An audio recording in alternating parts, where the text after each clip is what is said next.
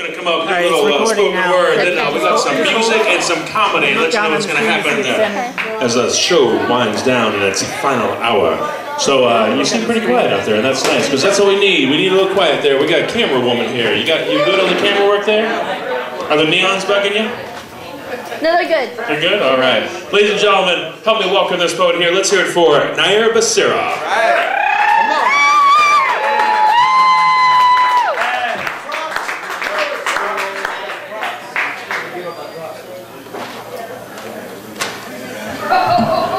I got some goodies in the bag for you people. I gotta get in a character first. I like her.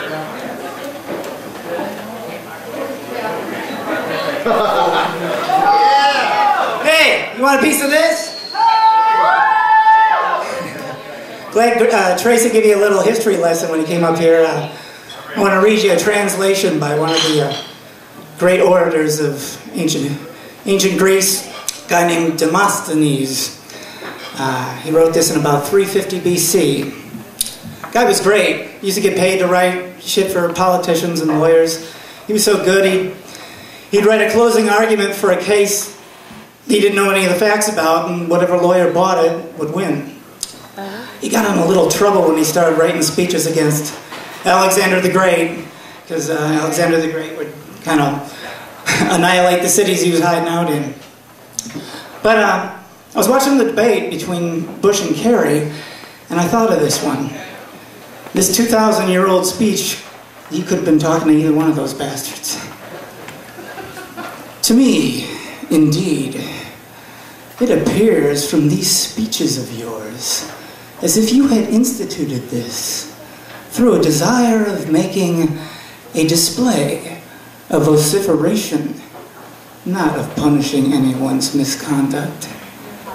It is not the speech of the orator that avails, nor yet the compass of his voice, but his feeling, in unison with the community, and apprehending enmity or affection towards those whom his country loves or hates. He that thus possesses his soul speaks ever with right feeling, but he that bows to those from whom his country has danger to apprehend does not anchor in the same roadstead with the people, and does not look for safety from the same quarter. You, who instantly went on an embassy for the cause of all that in these times befell your country, and that after refusing the office at all former periods. Tell me who deceives the country. Is it not he who says one thing and thinks another? And who is he upon whom at every assembly solemn execration is proclaimed? Is it not such a man? What worse charge can anyone bring against an orator but that their words and sentiments do not tally? You have been such a man. You have been discovered to be such a man, and you still lift your voice and dare to look this assembly in the face. Diligitio justitium, reudicere.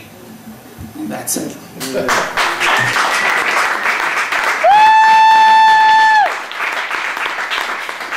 Just love for one of those mediators at the speeches to just belt that out at those assholes when they're done. Let me ask you something. You ever get the feeling that life in America is getting just a little too normal? You know, like too peaceful, too uneventful, too predictable. That the economy is doing just a little too good, that gas prices are down a little too low, and the Dow Jones numbers are up a little too high? Or that there just aren't enough threats to your personal security? Well, then go on out and buy some Bush beer and watch how with just one sip all that too good to be true shit goes away just like that. Or if you want to really lose focus, drink a lot of Bush, put a flag on your car, and drive drunk. Nothing else like it in the world. Brewed in Texas, tampered with in Florida, paid for by taxpayers. You just can't beat it. Even if you win. Bush Beer, the king of beers, from the king of sin.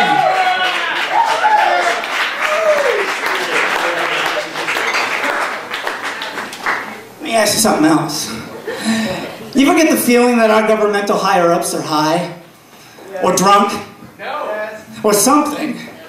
Or that some of them have mental conditions that have yet to be released to the press? Or that there are just maybe one too many people from Texas involved in the major decision-making of the country? Well, don't even sweat it. Drink some brain rot. The latest in Bush Beer's long line of faith-based mental deterrents. Don't worry, folks. Brain rot isn't just grain alcohol in a can. It's homemade grain alcohol from Texas and a can of worms.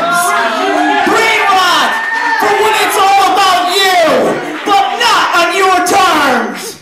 One more question.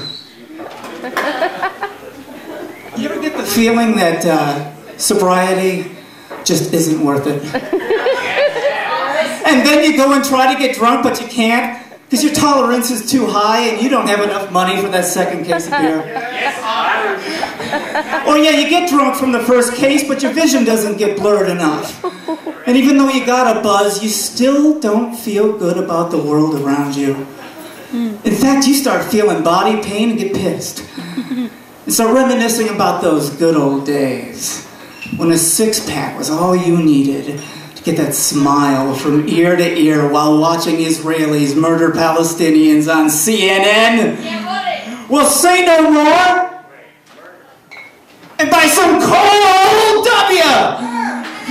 And watch how in mere minutes you not only stop caring and start smiling again, but you even start to see double Dubya for when you really, really need to be in trouble. Thank you.